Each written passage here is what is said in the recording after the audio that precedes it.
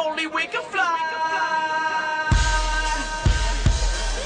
Limp Bizkit style.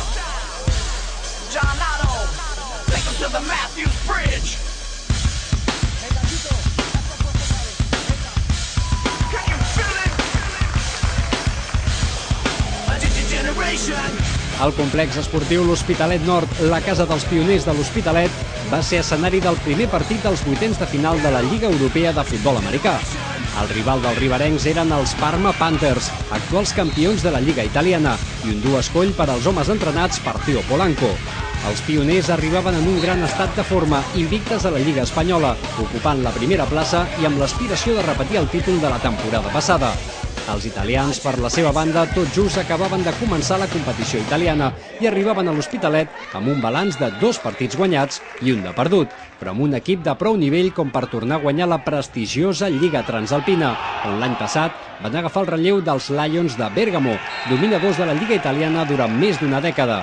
Així que s'esperava un gran espectacle, digne de 2 dels millors equips del continent. Els primers compassos del partit van tenir clar color català, i és que els pioners van començar molt inspirats en atac gràcies a la bona feina del seu quarterback, Andrew Robinson, que va dirigir molt bé els seus companys i va portar l'equip a guanyar iardes amb un joc curt, fins que ell mateix posava per davant els pioners amb el primer touchdown de la tarda.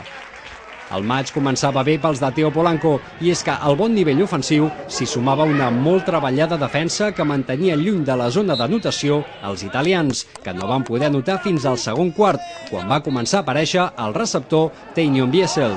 Però tot i els intents dels Parma Panthers, en el descans comandaven els pioners al marcador per 14-13.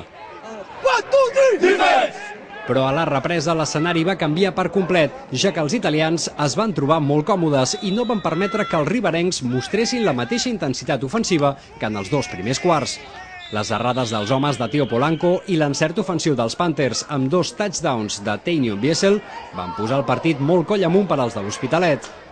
La diferència es va continuar eixamplant a favor de l'equip visitant, que va aconseguir completar un parcial de 20-0 demolidor pels pioners, que al final van perdre per 20-33. Hemos empezado bien, hemos terminado mal. Media parte podíamos haber aprovechado mucho más y no hemos sabido aprovecharla. Ellos han subido el nivel y no hemos sabido ponernos a su nivel. Estábamos con ilusiones de ganar el partido y si hubiésemos mantenido la dinàmica de la primera part hubiésemos ganado. Els Calanda Broncos, campions de la Lliga Suïssa i guanyadors l'any passat de la FA Cup, segona competició europea, seran el proper rival a Europa d'uns pioners que tampoc poden oblidar la Lliga Espanyola, el seu gran objectiu un any més. Sí, Liga mala pata del partido, pero bueno, nos quedan partidos de Liga, en la Liga vamos bastante bien, la verdad, vamos invictos. Ahora nos quedan un par de partidos más relajados en lo que es Liga, ¿no? Y luego ya los playoffs y a tope, a ver si nos llevamos otra vez este año a la Liga otra vez. Els riberencs han de passar full el més ràpid possible i pensar ara en els Osos Ribes, el seu proper rival en Lliga.